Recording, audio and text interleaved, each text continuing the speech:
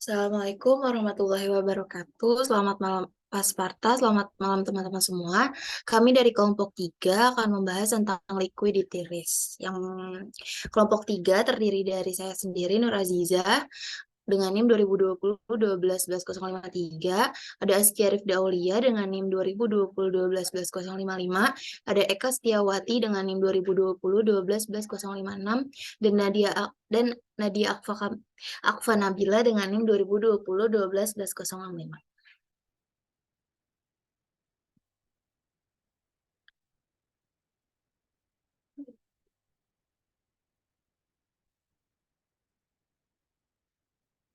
Resiko likuiditas adalah aspek normal dari manajemen financial institution sehari-hari.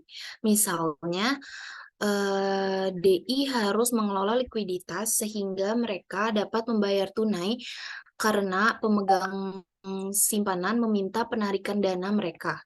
Hanya dalam kasus ekstrim, masalah risiko likuiditas berkembang menjadi masalah risiko solvabilitas, di mana lembaga keuangan tidak dapat menghasilkan uang tunai, tetapi cukup untuk membayar kreditur seperti yang dijanjikan.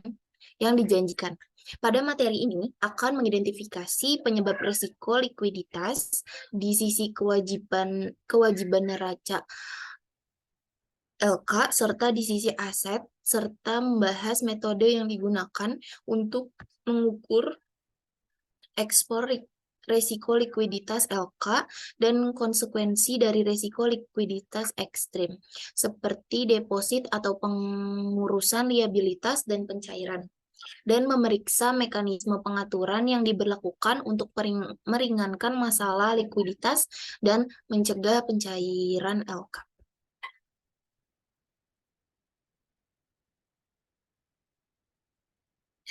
Selain itu,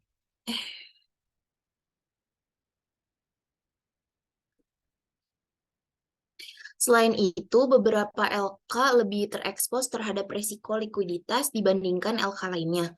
Di satu sisi, lembaga penyimpanan sangat terbuka di tengah perusahaan asuransi jiwa terekspos sedang.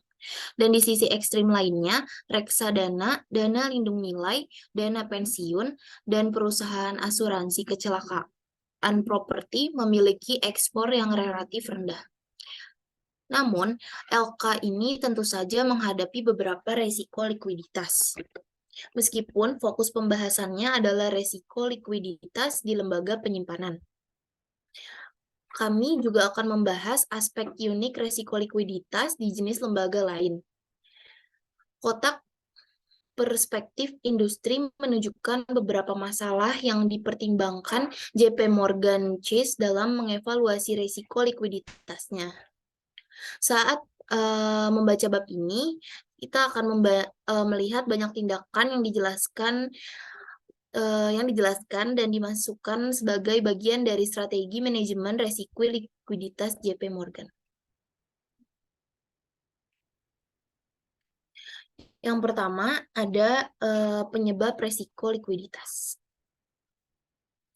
Resiko likuiditas muncul karena dua alasan, yaitu alasan dari sisi kewajiban dan alasan dari sisi aset. Yang pertama, alasan dari sisi liabilitas atau kewajiban. Alasan dari sisi liabilitas terjadi ketika pemegang liabilitas LK seperti deposan atau pemegang polis asuransi berusaha untuk segera mencairkan klaim keuangan mereka. Kapan pemegang kewajiban meminta uang tunai dengan menarik simpanan, financial institution perlu meminjam dana tambahan atau menjual aset untuk memenuhi penarikan. Aset yang paling liquid adalah uang tunai. LK menggunakan aset ini untuk membayar pemegang klaim yang ingin menarik dana. Namun, lembaga keuangan cenderung meminimalkan kepemilikan cadangan kas sebagai aset karena cadangan tersebut tidak membayar bunga. Untuk menghasilkan pendapatan bunga, sebagian besar lembaga keuangan berinvestasi pada aset yang kurang liquid dan atau tidak jatuh tempo lebih lama.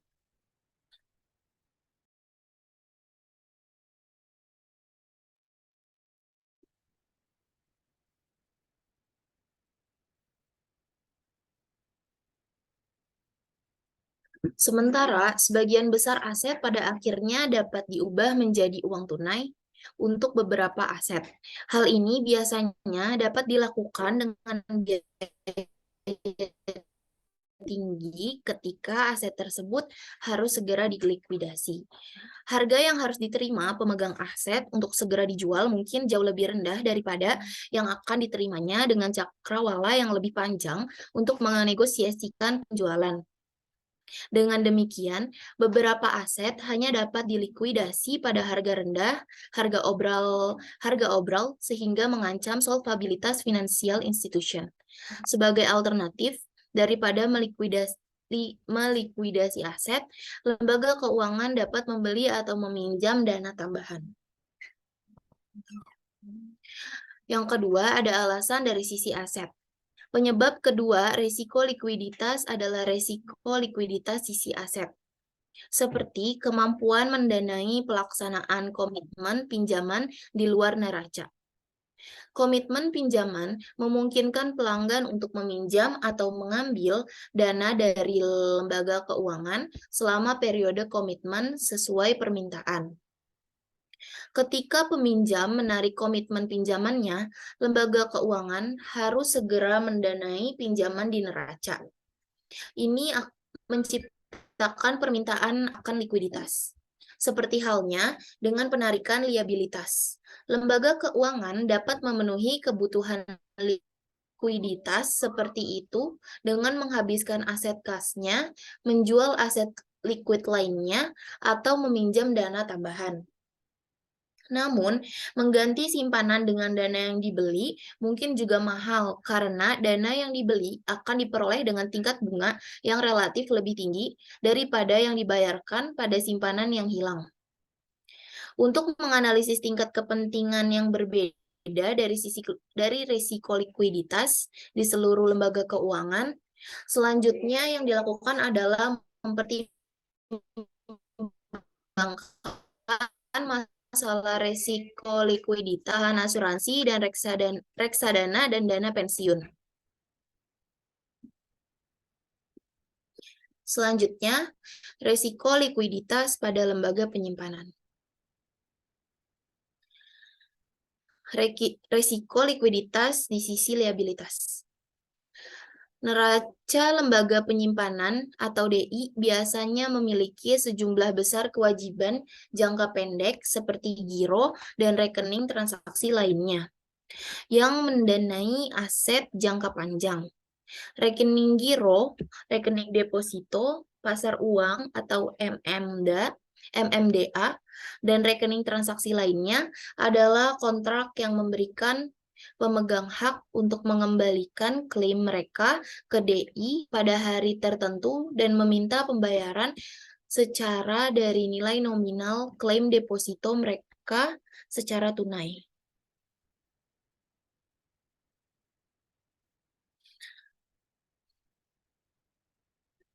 Berikut tabel 12 strip 1, aktiva kewajiban aset dan kewajiban AS bank dalam miliar dolar. Seorang pemegang rekening giro individu dengan saldo 10.000 US dollar dapat meminta uang tunai untuk segera dilunasi, seperti halnya perusahaan dengan 100 juta US dollar di rekening gironya. Secara teori, paling tidak DI itu memiliki 20% kewajibannya dalam giro MMDA. Dan rekening transaksi lainnya harus siap untuk membayar jumlah tersebut dengan melikuidasi jumlah aset yang setara pada hari perbankan manapun. Tabel 12.1 menunjukkan neraca agregat aset dan liabilitas bank komersial Amerika Serikat per Maret 2015. Seperti yang terlihat pada tabel ini, total simpanan adalah 85,26% dari total liabilitas. Dengan 48,24% giro, MMDA, dan rekening transaksi lainnya. Sebagai perbandingan, aset tunainya hanya sebesar 13,06% dari total aset. Perhatikan juga bahwa dana pinjaman adalah 12,8% dari total kewajiban.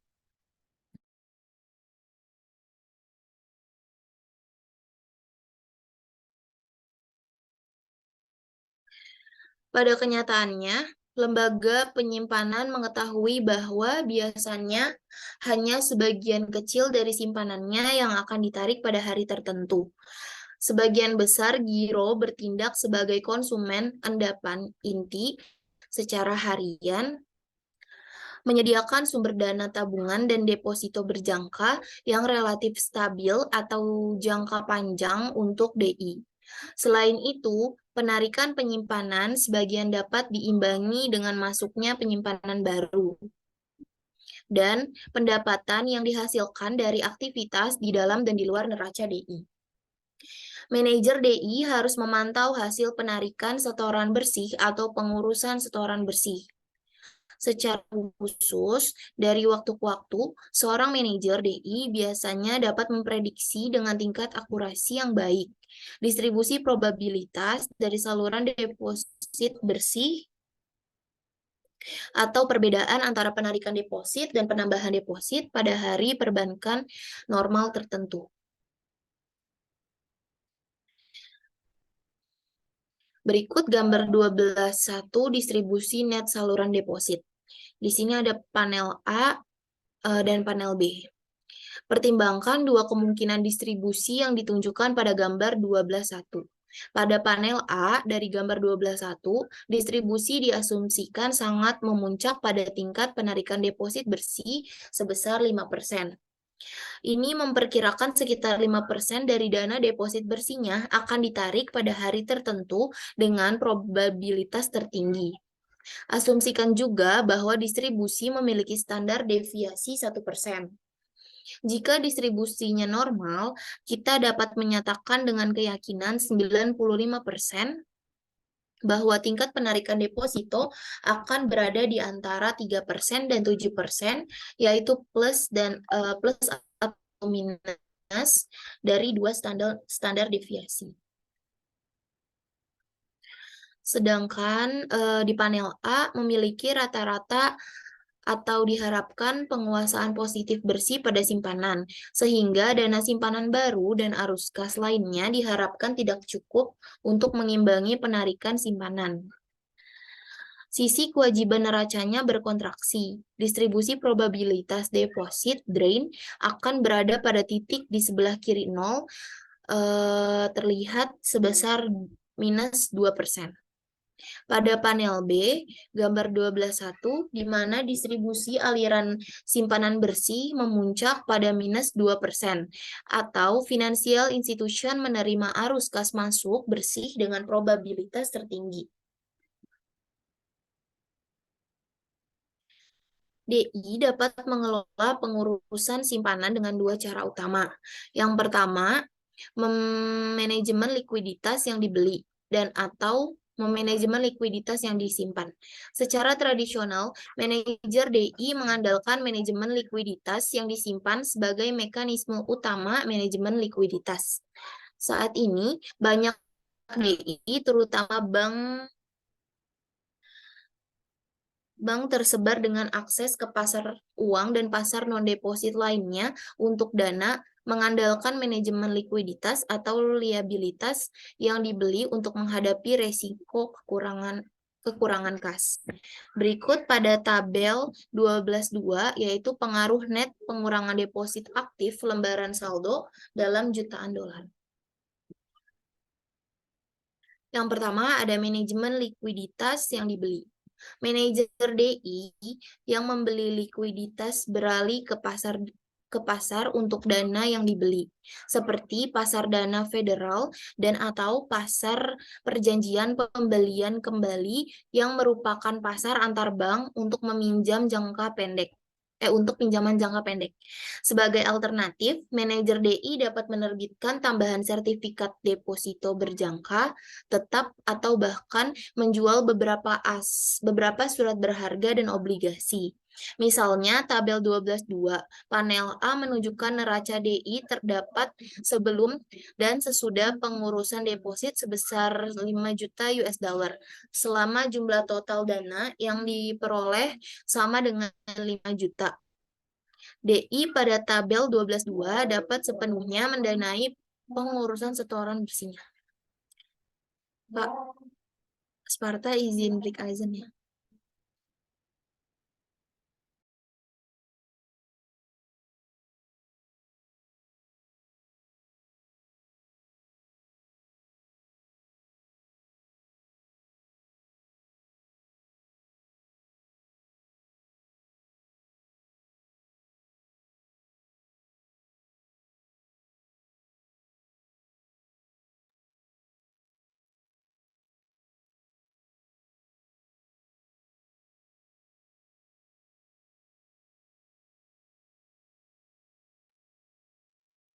Saya lanjut ya, Pak. Namun, ini bisa untuk DI karena berbayar tarif pasar untuk dana di pasar uang grosir untuk mengimbangi aliran bersih pada deposito berbunga rendah. Dengan demikian, semakin tinggi biaya dana yang dibeli relatif terdapat tingkat yang diperoleh dari aset.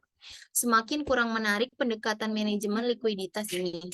Selanjutnya, karena sebagai besar dana ini tidak ditanggung oleh asuransi simpanan, ketersediaannya mungkin terbatas jika lembaga penyimpanan mengalami kesulitan kebangkrutan. Tabel 12.2 panel B menunjukkan neraca DI jika menanggapi pengurasan simpanan dengan menggunakan teknik manajemen likuiditas yang dibeli. Perhatikan bahwa membeli manajemen likuiditas telah mengizinkan DI untuk mempertahankan ukuran neraca keseluruhannya sebesar 150 juta US dollar tanpa mengganggu ukuran komposisi sisi aset dari neracanya, yaitu penyesuaian lengkap terhadap pengurusan simpanan terjadi pada sisi kewajiban neraca. Dengan kata lain, manajemen likuiditas yang dibeli dapat melindungi aset neraca dari aliran normal di sisi kewajiban neraca. Ini adalah salah satu alasan untuk pertumbuhan yang sangat besar dalam beberapa tahun terakhir. Dari teknik manajemen likuiditas yang dibeli oleh financial institution dan pasar dana yang dibeli terkait seperti dana Fed, perjanjian pembelian kembali, dan CD grosir. Pada awal tahun 2000-an, regulator menyatakan keprihatinan tentang peningkatan penggunaan sumber pendanaan atau grosir oleh DI.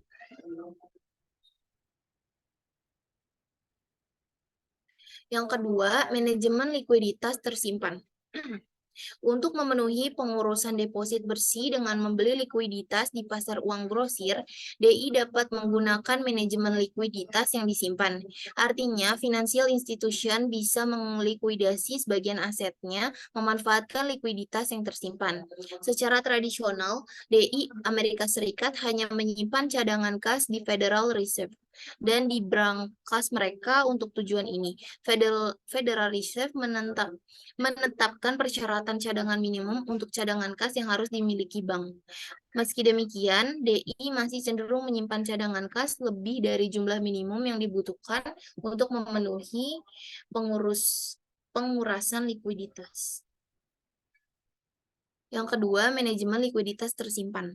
Misalkan dalam contoh kita bahwa di sisi aset neraca, DI biasanya menyimpan 12 juta US dollar asetnya dalam bentuk tunai, di mana 4 juta US dollar adalah untuk memenuhi persyaratan cadangan minimum Federal Reserve dan 8 juta US dollar adalah dalam bentuk kas kelebihan.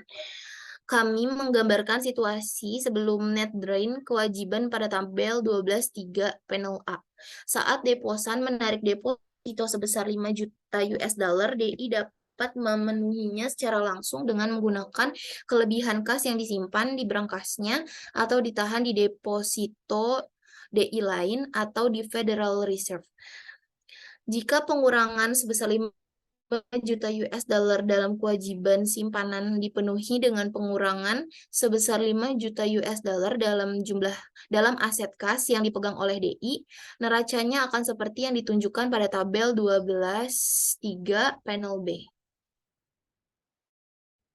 Ketika DI menggunakan kasnya sebagai mekanisme penyesuaian likuiditas, kedua sisi kontrak neracanya, dalam contoh ini, total aset dan kewajiban DI menyusut dari 150 juta US dollar menjadi 145 juta US dollar. Biaya DI dari penggunaan likuiditas yang disimpan, selain dari penurunan ukuran aset, adalah bahwa ia harus menyimpan kelebihan aset tingkat rendah dalam bentuk uang tunai di neracanya. Dengan demikian, biaya penggunaan uang tunai untuk memenuhi kebutuhan likuiditas adalah pengembalian yang hilang atau biaya peluang, karena tidak dapat menginvestasikan dana di dalam pinjaman dan aset berpenghasilan tinggi lainnya. Akhirnya manajemen likuiditas yang disimpan dan manajemen likuiditas yang dibeli adalah strategi alternatif untuk memenuhi pengurusan deposit. DI dapat menggabungkan kedua metode tersebut dengan menggunakan beberapa manajemen likuiditas yang dibeli dan beberapa manajemen likuiditas yang disimpan untuk memenuhi kebutuhan likuiditas. Selanjutnya akan dilanjutkan oleh Selanjutnya, risiko likuiditas sisi aset. Dalam beberapa tahun terakhir, DI, terutama bank komersial, telah meningkatkan komitmen pinjaman mereka secara luar biasa dengan keyakinan bahwa pinjaman tersebut tidak akan digunakan.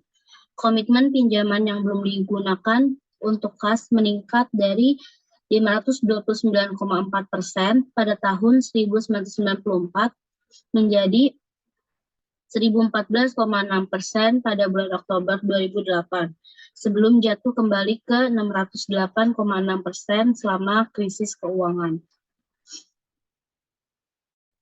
Next. Tabel 12/4 panel A menunjukkan dampak pelaksanaan komitmen pinjaman sebesar 5 juta dolar oleh peminjam. Bagian A pada tabel 12/4 panel A adalah neraca sebelum pelaksanaan komitmen dan bagian B adalah lembaran saldo setelah latihan.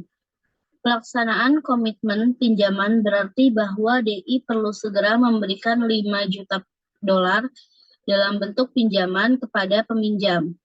Aset lain meningkat dari 138 juta dolar menjadi 143 juta dolar. Hal ini dapat dilakukan baik dengan manajemen likuiditas yang dibeli atau meminjam tambahan 5 juta dolar di pasar uang dan meminjamkan dana ini kepada peminjam, atau dengan manajemen likuiditas yang tersimpan, mengurangi kelebihan aset kas DI dari 12 juta dolar menjadi 7 juta dolar. Next.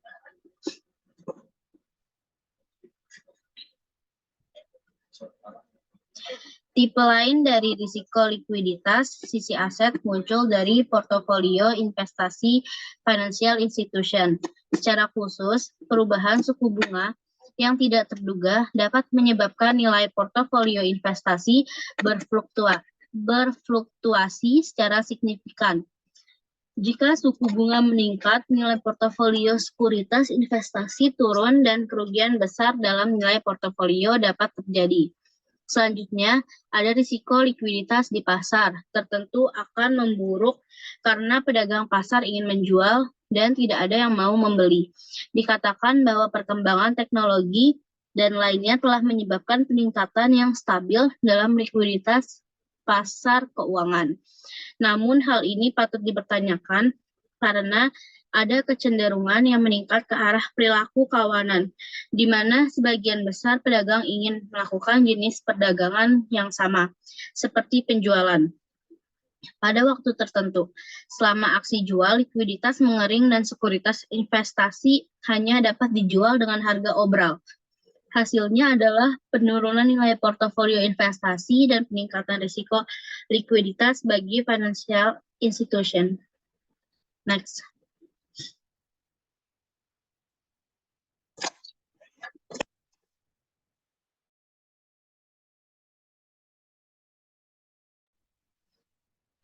Pada tabel 12/5 panel A menunjukkan neraca financial institution tepat sebelum dan sesudah penurunan 5 juta dolar dalam nilai pasar portofolio investasinya.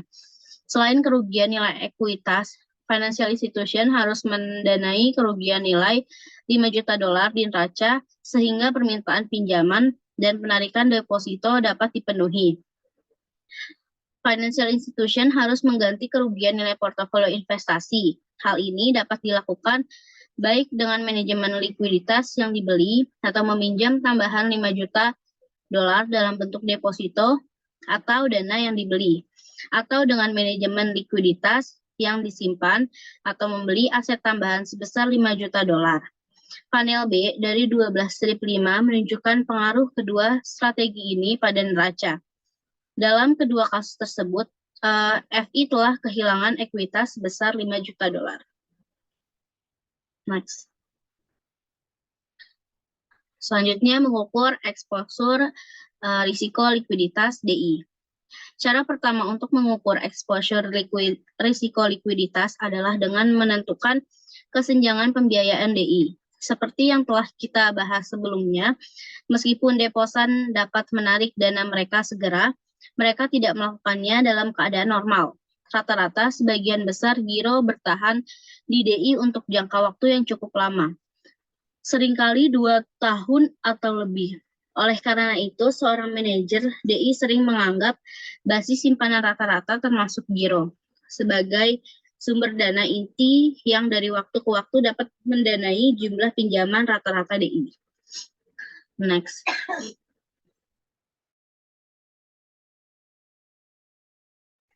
Mendefinisikan kesenjangan pembiayaan sebagai selisih antara pinjaman rata-rata DI dan simpanan atau inti rata-rata.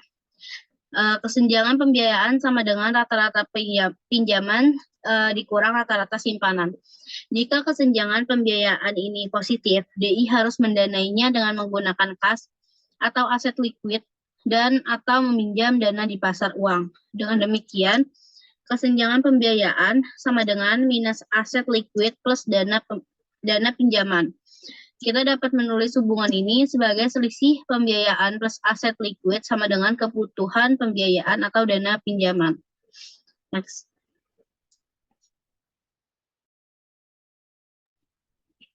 Likuiditas dan implikasi manajerial dari kebutuhan pembiayaan atau kesenjangan pembiayaan ditambah aset likuid DI adalah bahwa tingkat simpanan dan pinjaman inti serta jumlah aset likuid menentukan kebutuhan pinjaman atau dana yang dibeli DI.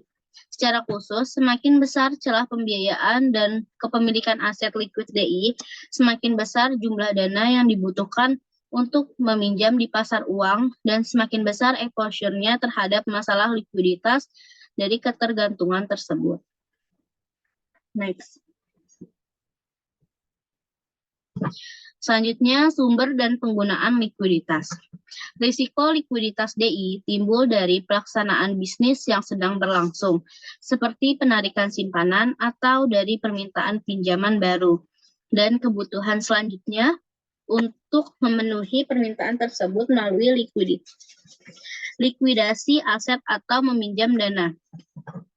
Oleh karena itu, pengukuran exposure risiko likuiditas kedua yang mungkin digunakan manajer DI adalah mengukur posisi likuiditas DI setiap hari, jika memungkinkan. Alat yang berguna adalah laporan likuiditas bersih yang mencantumkan sumber dan penggunaan likuiditas, dan dengan demikian memberikan ukuran posisi likuiditas bersih DI. Next. Selanjutnya, perbandingan rasio peer group. Cara ketiga untuk mengukur exposure likuiditas DI adalah dengan membandingkan beberapa rasio utama dan fitur neraca DI, seperti pinjaman terhadap deposito, dana pinjaman terhadap total aset, dan komitmen untuk meminjamkan rasio aset dengan DI dari suatu ukuran yang sama dan lokasi geografis. Rasio pinjaman terhadap simpanan yang tinggi dan dana pinjaman terhadap total aset berarti bahwa DI sangat bergantung pada pasar uang jangka pendek daripada simpanan inti untuk mendanai pinjaman. Ini bisa berarti masalah likuiditas di masa depan jika DI berada pada atau mendekati batas pinjamannya di pasar dana yang dibeli. Demikian pula, rasio komitmen pinjaman terhadap aset yang tinggi menunjukkan kebutuhan akan tingkat likuiditas yang tinggi untuk mendanai penarikan tak terduga dari pinjaman ini. DI dengan komitmen tinggi sering menghadapi lebih banyak eksposur risiko likuiditas daripada DI dengan komitmen rendah.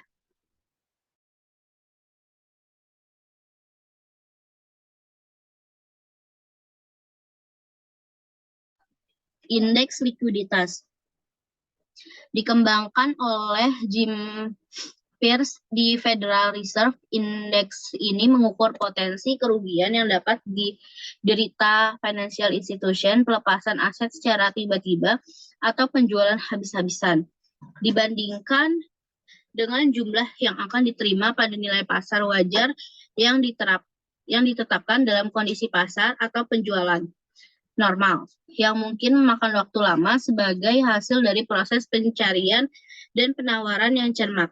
Semakin besar perbedaan antara harga aset penjualan langsung dan pasar yang adil, harga semakin kurang liquid portofolio aset DI.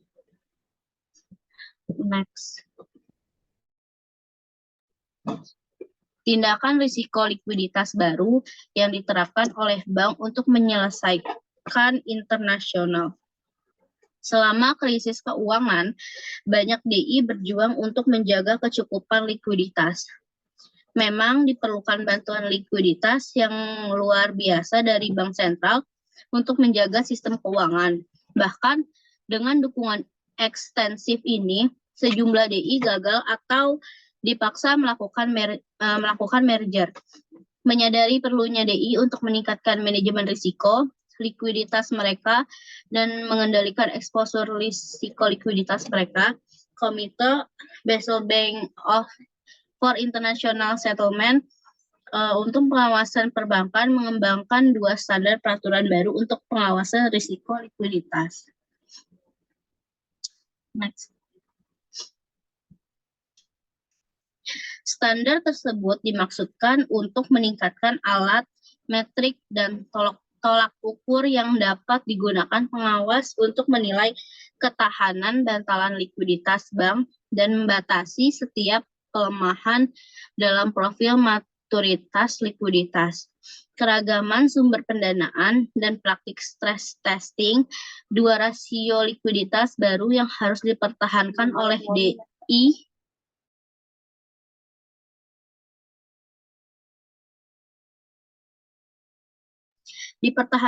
DI adalah rasio cakupan likuiditas mulai tahun 2015 dan akan diterapkan sepenuhnya pada tahun 2017. Dan rasio dana stabil bersih akan diterapkan pada tahun 2018. Aturan berlaku untuk organisasi perbankan besar yang aktif secara internasional dengan total aset konsolidasi 250 miliar dolar atau lebih atau 10 miliar dolar atau lebih dalam total eksposur asing di neraca, dan untuk lembaga penyimpanan anak perusahaan yang terkonsolidasi dari organisasi perbankan ini dengan total 10 miliar dolar atau lebih aktif. Next. Rasio cakupan likuiditas. Rasio cakupan likuiditas atau LCR bertujuan untuk memastikan bahwa DI mempertahankan tingkat aset likuid berkualitas tinggi yang memadai yang dapat dikonversi menjadi uang tunai untuk memenuhi kebutuhan likuiditas selama jangka waktu 30 hari di bawah skenario stres likuiditas akut ditentukan oleh pengawas. Skenario yang ditentukan menggabungkan guncangan institusional dan sistemik yang didasarkan pada keadaan aktual yang dialami dalam krisis keuangan global. Dengan demikian, pemeliharaan LCR dimaksudkan untuk memastikan bahwa DI dapat bertahan dari skenario stres likuiditas yang parah setidaknya selama 30 hari. LCR dilaporkan kepada supervisor DI setiap bulan. Next. Selanjutnya akan dibacakan oleh Nadia Akfa. Selanjutnya ada cash outflows and inflows used in the liquidity coverage ratio. Yang pertama ada arus kas keluar yang termasuk dalam LCR. Yang pertama ada setoran retail sama dengan stabil plus kurang stabil. Di sini stabil itu merupakan simpanan yang ditanggung oleh asuransi simpanan atau menerima faktor run-off minimal 3%. Dan yang di sini kurang stabil, yaitu simpanan tidak ditanggung oleh asuransi simpanan, yaitu menerima faktor run-off minimal 10%. Selanjutnya ada deposito retail dengan jatuh tempo lebih dari 30 hari, dan tidak ada penarikan lebih awal, faktor limpasan 0%. Yang ketiga ada semua dana grosir tanpa jaminan dengan jatuh tempo kurang dari 30 hari, yakni dapat ditelepon oleh penyedia dana, faktor run-off 100%. Yang keempat, dana terjamin yang didukung oleh aset level 1, faktor run-off 0%, didukung oleh aset level 2, faktor run-off 15%. Yang kelima, ada kehilangan pendanaan pada kertas komersial jika jatuh tempo kurang dari 30 hari, 100% run-off faktor. Yang keenam, ada semua hutang jatuh tempo dalam 30 hari atau 100% run-off faktor. Dan yang ketujuh, faktor komitmen pinjaman atau penarikan. Penarikan 5% atas komitmen fasilitas kredit dan likuiditas untuk pelanggan retail dan usaha kecil. Penarikan 10% dari komitmen fasilitas kredit kepada korporasi dan keuangan, bank pemerintah dan bank sentral, entitas sektor publik dan bank pembangunan multilateral. Penarikan 30% dari komitmen fasilitas likuiditas pada korporasi non-keuangan, bank pemerintah dan bank sentral, entitas sektor publik, dan bank pembangunan multilateral. Penarikan 40% atas komitmen fasilitas kredit dan likuiditas kepada badan hukum lainnya. Entitas ini termasuk lembaga keuangan, misalnya bank, perusahaan sekuritas, dan perusahaan asuransi, saluran dan kendaraan tujuan khusus, fidusia, dan penerima manfaat. Dan yang terakhir ada arus kas keluar terkait dengan biaya operasi, faktor run-off-nya 0%.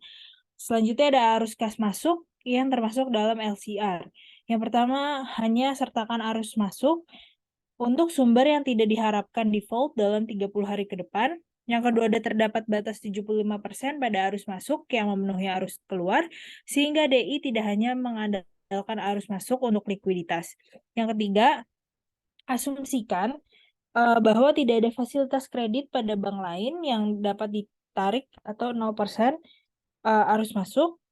Yang keempat, ada asumsikan bahwa 100% aliran masuk yang diterima dari pinjaman grosir dari 50% inflow dari pinjaman retail dari rekanan. 100% inflow dari pembayaran derivatif yang diketahui. Next. Net Stable Funding Ratio. Rasio pendanaan stabil bersih atau NSFR melihat likuiditas jangka panjang di neraca DI. NSFR mengevaluasi likuiditas di seluruh neraca dan memberikan insentif bagi DI untuk menggunakan sumber pembiayaan stabil. Rasio likuiditas jangka panjang ini mensyaratkan jumlah minimum pendanaan stabil yang diadakan selama jangka waktu 1 tahun berdasarkan faktor risiko likuiditas yang ditetapkan untuk exposure likuiditas aset on dan off balance sheet. NSFR dimaksudkan untuk memastikan bahwa aset jangka panjang didanai dengan jumlah kewajiban minimum yang stabil. Ini membatasi ketergantungan pada pendanaan grosir jangka pendek yang merupakan masalah besar dalam krisis keuangan. Next. Pada dasarnya pendanaan yang stabil dicari untuk semua aset dan sekuritas yang tidak liquid yang dimiliki, di mana pendanaan yang stabil didefinisikan sebagai pembiayaan ekuitas dan kewajiban yang diharapkan menjadi sumber dana yang dapat diandalkan selama jangka waktu 1 tahun. Rasio NSFR akan dilaporkan kepada pengawas di setiap triwulan mulai tahun 2018. Rumusnya NSFR sama dengan available amount of stable funding dibagi require amount of stable funding lebih dari 100%. Next. Komponen pendanaan stabil yang tersedia dan faktor ASF. Faktor ASF-nya 100%, komponen kategori ASF-nya yang pertama ada jumlah total modal termasuk tier 1 dan tier 2, sebagaimana didefinisikan dalam standar modal global yang dikeluarkan oleh Komite. Yang kedua, jumlah total saham preferen yang tidak termasuk dalam tier 2, yang memiliki sisa jatuh tempo efektif 1 tahun atau lebih, dengan mempertimbangkan setiap opsi eksplisit atau tertanam yang akan mengurangi jatuh tempo yang diharapkan menjadi kurang dari 1 tahun. Yang ketiga ada jumlah total pinjaman dan kewajiban yang dijamin dan tidak dijamin, termasuk deposito berjangka dengan sisa jatuh tempo efektif 1 tahun atau lebih. Tidak termasuk instrumen dengan opsi eksplisit atau tertanam yang akan mengurangi jatuh tempo yang diharapkan menjadi kurang dari 1 tahun. Opsi tersebut termasuk opsi yang dapat dilaksanakan atas kebijakan investor dalam jangka waktu 1 tahun. Ya, untuk yang 95% komponen kategori ASF-nya adalah deposito non-maturity atau demand dan atau deposito berjangka atau stabil sebagaimana didefinisikan dalam LCR dengan sisa jatuh tempo kurang dari 1 tahun yang disediakan oleh pelanggan retail dan pelanggan usaha kecil. Untuk yang 90%, komponennya kurang stabil, sebagaimana didefinisikan dalam LSR, non-maturity atau demand, deposito dan atau deposito berjangka dengan sisa jatuh tempo kurang dari 1 tahun, yang disediakan oleh pelanggan retail dan usaha kecil. Selanjutnya ada 50%, yaitu komponennya pendanaan grosir tanpa jaminan, simpanan yang tidak jatuh tempo, dan atau deposito berjangka dengan sisa jatuh tempo kurang dari 1 tahun. Disediakan oleh perusahaan non-keuangan, pemerintah, bank sentral, bank pembangunan multilateral, dan PSE. Dan yang 0% komponennya semua kategori liabilitas dan ekuitas lainnya yang tidak termasuk dalam kategori sebelumnya. Next.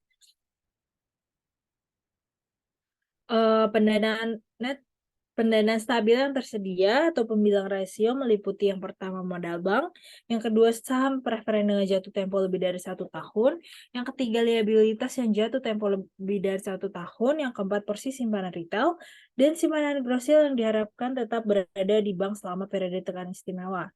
Jumlah pendanaan stabil yang tersedia dihitung dengan terlebih dahulu menetapkan nilai ekuitas dan kewajiban DI ke salah satu dari 5 kategori seperti yang disajikan pada tabel 12.10. Jumlah yang ditetapkan untuk setiap kategori dikalikan dengan faktor ASF. Total ASF adalah jumlah dari jumlah tertimbang. Next. Pendanaan stabil yang diperlukan atau menyebut rasio diukur dengan menggunakan asumsi pengawasan terhadap karakteristik profil risiko likuiditas aset DI, exposure of balance sheet, dan aktivitas terpilih lainnya. Jumlah yang diperlukan untuk pendanaan stabil dihitung sebagai nilai aset di neraca yang dimiliki dan didanai oleh DI.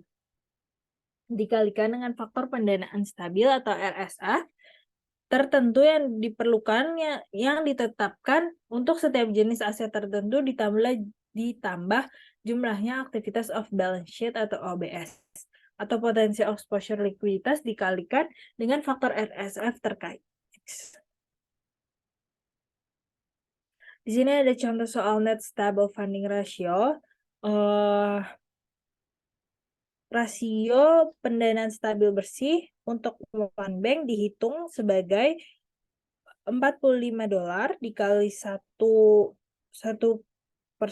plus $95 ditambah $100 dikali 0,95 ditambah $40 ditambah $80 dikali 0,90 ditambah $50 dikali 0,50 sama dengan 363,25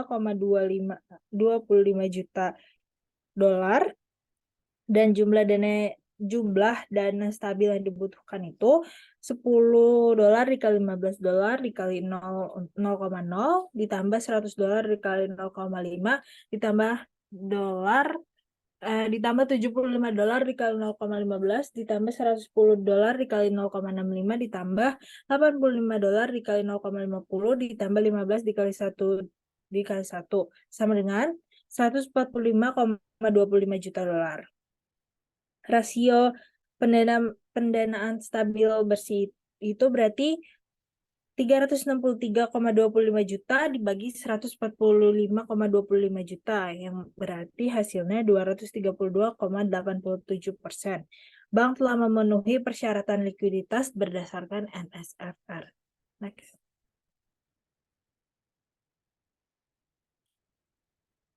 Selanjutnya ada other liquidity risk control measure. Selain LCR dan NSFR, regulator akan membantu beberapa DI tambahan dan tren di seluruh sistem. Metrik tambahan ini menangkap informasi spesifik terkait ke arus kas bank, struktur neraca, agunan tidak terbebani yang tersedia, dan indikator pasar tertentu. Langkah-langkah pemantauan tambahan termasuk yang berikut. Yang pertama, ada ketidakcocokan jatuh tempo kontraktual. Bandingkan aset dengan liabilitas dalam rentang waktu berdasarkan jatuh tempo, misalnya semalam, 7 dan 14 hari. 1, 2, 3, 4, dan 9 bulan, 1, 2, 3, 5 tahun, dan seterusnya.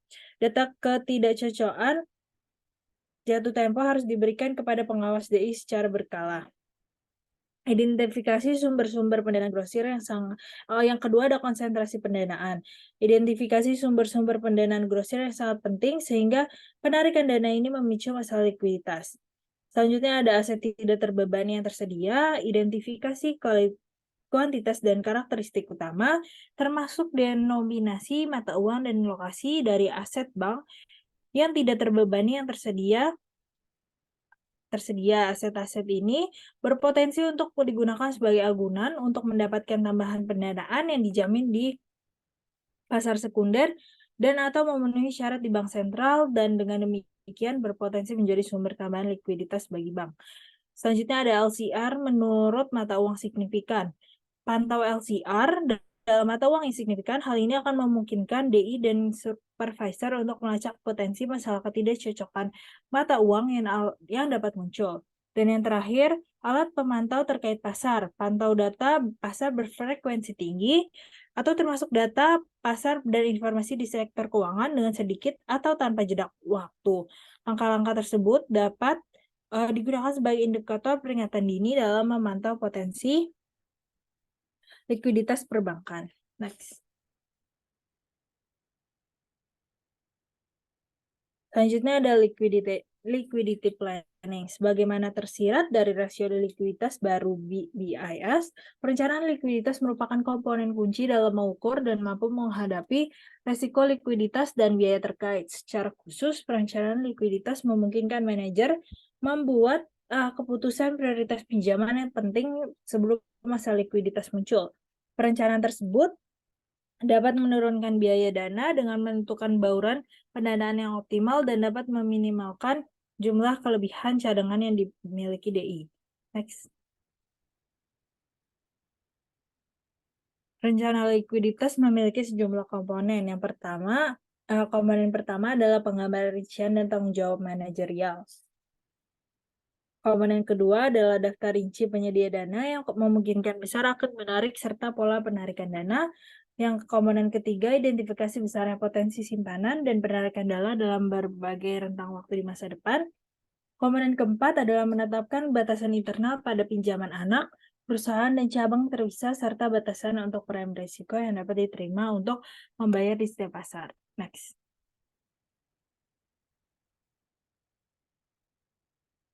Selanjutnya akan dijelaskan oleh Askia.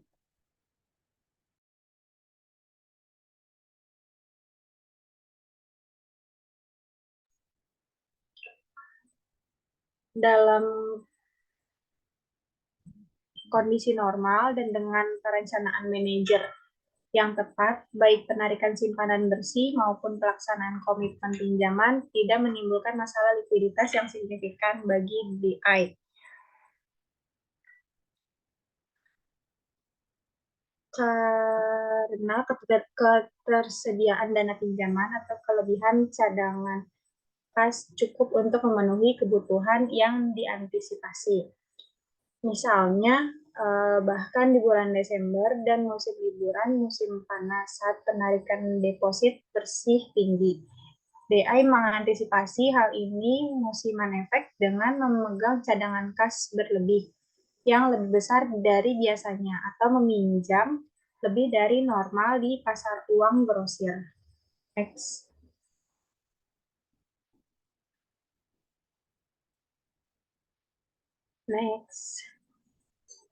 Namun, masalah likuiditas utama dapat muncul jika pengurasan deposit tidak nominal besar dan tak terduga. Pengurasan endapan yang tidak normal atau guncangan dapat terjadi karena sejumlah alasan, termasuk yang pertama, kekhawatiran tentang solvabilitas DI dibanding dengan DI lainnya. Kedua, kegagalan DI terkait menyebabkan meningkatnya kekhawatiran deposan tentang solvabilitas DI lainnya atau efek penularan. Yang ketiga, tiba-tiba terjadi perubahan preferensi investor terkait kepemilikan aset keuangan non-bank seperti T-bills atau saham reksadana relatif terhadap deposito. Next. Deposit drains and bank run liquidity risk. Inti dari resiko likuiditas yang dijalankan bank adalah sifat fundamental dan unik dari kontrak giro. Secara khusus, kontrak demand deposit adalah kontrak first come, first serve dalam arti bahwa posisi deposan dalam antrian menentukan jumlah yang dapat ia tarik dari DI. Secara khusus, deposan mendapat bayaran penuh atau tidak mendapatkan apa-apa. Karena kontrak giro membayar secara penuh hanya proporsi tertentu dari deposan ketika aset DI dinilai kurang dari depositnya. Dan karena deposan menyadari hal ini, setiap baris di luar DI mendorong deposan lain untuk segera bergabung, bahkan jika mereka tidak membutuhkannya. Dengan demikian, bahkan deposan inti DI yang sebenarnya tidak perlu menarik simpanannya untuk kebutuhan konsumsi, secara rasional akan segera menarik dananya ketika melihat antrean di DI tiba-tiba meningkat. Next.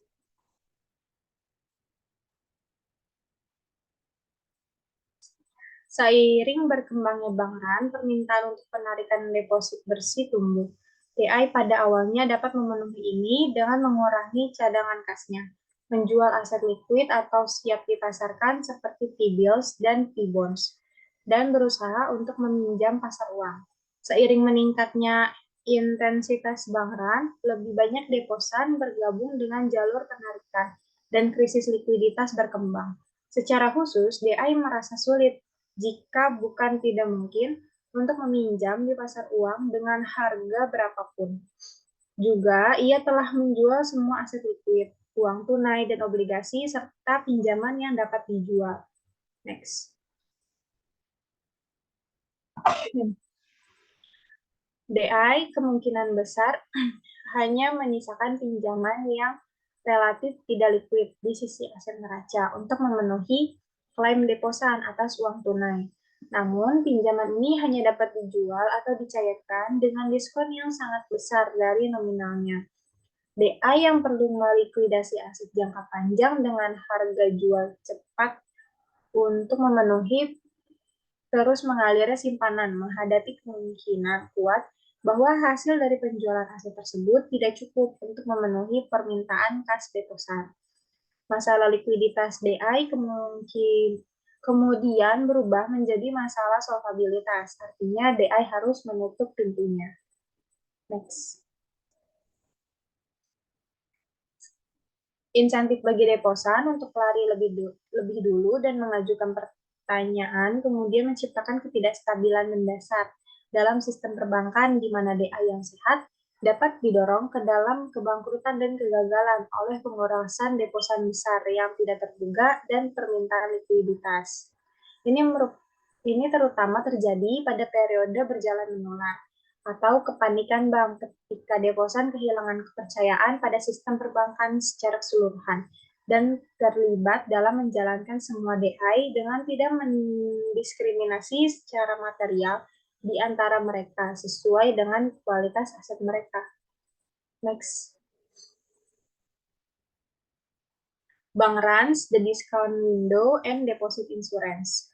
Regulator telah mengakui ketidakstabilan yang melekat pada sistem perbankan karena fitur pembayaran semua atau tidak sama sekali dari kontrak deposito. Akibatnya ada mekanisme pengaturan untuk meringankan masalah likuiditas DI dan untuk mencegah bank runs dan panik. Dua perangkat isolasi risiko likuiditas utama adalah asuransi simpanan dan jendela diskon. Karena efek kesejahteraan sosial yang serius yang dapat terjadi pada DI yang menular, regulator pemerintah dari lembaga penyimpanan telah menetapkan program penjaminan yang menawarkan kepada pemegang simpanan berbagai tingkat perlindungan asuransi untuk mencegah pelarian. Next. Jika pemegang simpanan percaya bahwa klaim benar-benar aman, bahkan jika DI dalam masalah, pemegang tidak memiliki insentif untuk lari. Tempat pemegang simpanan dalam antrean tidak lagi mempengaruhi kemampuannya untuk mendapatkan dana. Asuransi simpan mencegah lari serta lari dan kepanikan yang menular. Namun, mengetahui bahwa pemegang simpanan cenderung tidak lari atau panik jika ada masalah solvabilitas bank yang dirasakan, asuransi simpanan menciptakan situasi di mana DI lebih cenderung meningkatkan risiko likuiditas pada neraca mereka. Next. 3 program pinjaman ditawarkan melalui jendela diskon Fed. Kredit utama tersedia untuk lembaga penyimpanan yang sehat secara umum dalam jangka waktu yang sangat pendek. Biasanya dalam semalam dengan tingkat di atas tingkat target Komite Pasar Terbuka Federal untuk dana federal. Kredit sekunder tersedia untuk lembaga penyimpanan yang tidak memenuhi syarat untuk kredit primer. Ini diperpanjang dalam jangka waktu yang sangat pendek, biasanya dalam semalam pada tingkat yang berada di atas tingkat kredit utama. Next. Program kredit musiman Federal Reserve dirancang untuk membantu lembaga penyimpanan kecil dalam mengelola perubahan musiman yang signifikan dalam pinjaman dan simpanan mereka.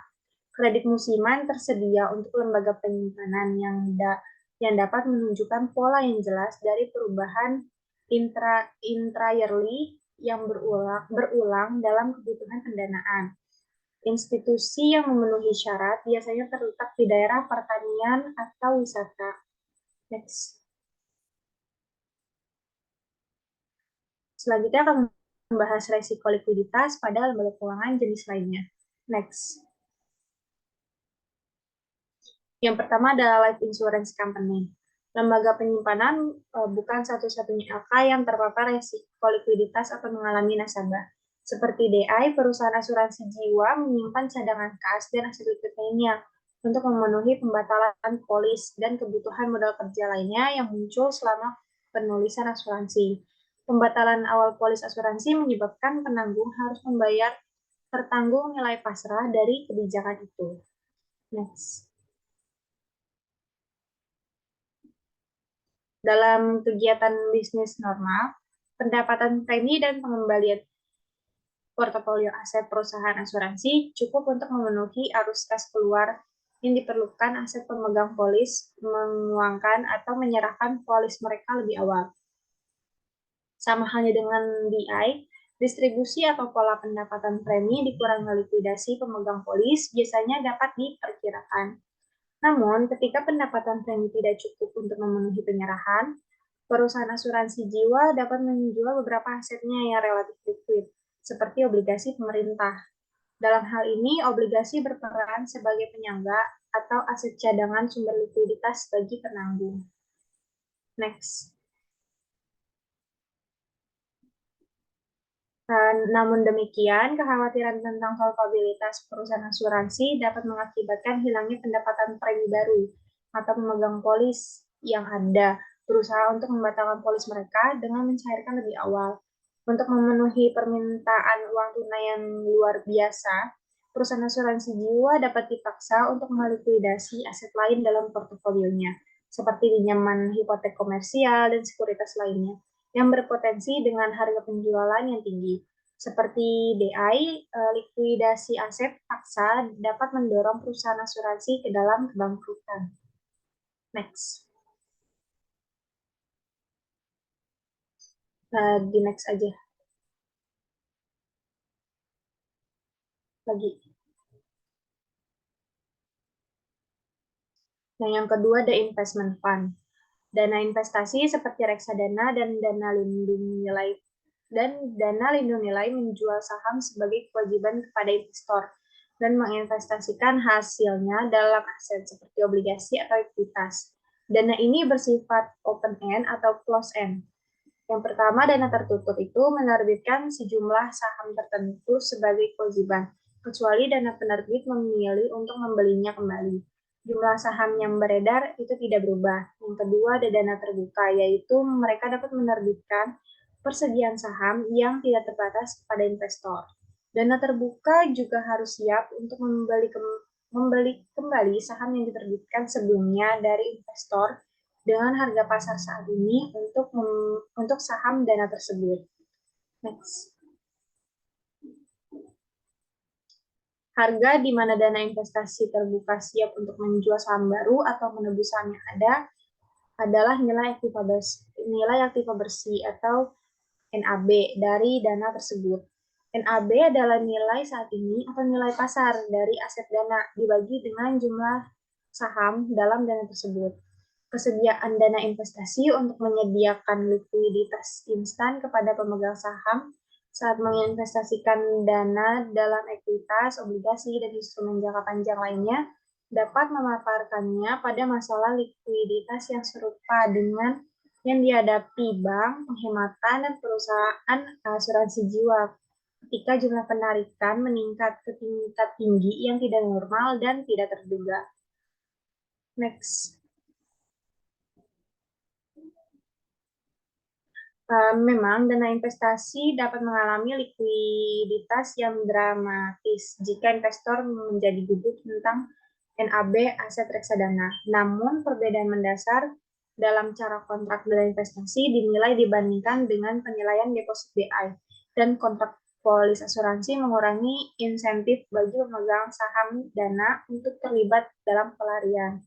Secara khusus, jika dana investasi akan dilikuidasi, asetnya akan didistribusikan kepada pemegang saham dana secara pro rata daripada basis first come, first serve yang digunakan di bawah kontrak deposito dan asuransi. Next. Ini next. Next. Ringkasan, next. Resiko likuiditas sebagai akibat penarikan kewajiban yang lebih berat dari yang diantisipasi atau pelaksanaan komitmen pinjaman merupakan masalah umum yang dihadapi oleh manajer LK. Kebijakan yang dikembangkan dengan baik untuk memegang aset likuid atau memiliki akses ke pasar untuk dana yang dibeli biasanya cukup untuk memenuhi penarikan kewajiban. Next. Namun, penarikan yang sangat besar dapat menyebabkan masalah likuiditas aset yang dapat diperparah dengan insentif bagi pemegang klaim liabilitas untuk terlibat dalam pelarian pada tanda pertama masalah likuiditas. Insentif bagi deposan dan pemegang polis asuransi jiwa untuk terlibat dalam pelarian dapat mendorong LK yang biasanya sehat ke dalam kebangkrutan. Next. Reksadana umumnya mampu menghindari berjalan karena liabilitas ditandai ke pasar sehingga kerugian dibagi rata di antara pemegang liabilitas. Karena kebangkrutan seperti itu merugikan masyarakat dan juga pemegang saham swasta, regulator telah mengembangkan mekanisme seperti asuransi simpanan dan jendela diskonto untuk mengurangi masalah likuiditas. Next. Sekian presentasi dari kami, kurang lebihnya mohon maaf. Wassalamualaikum warahmatullahi wabarakatuh.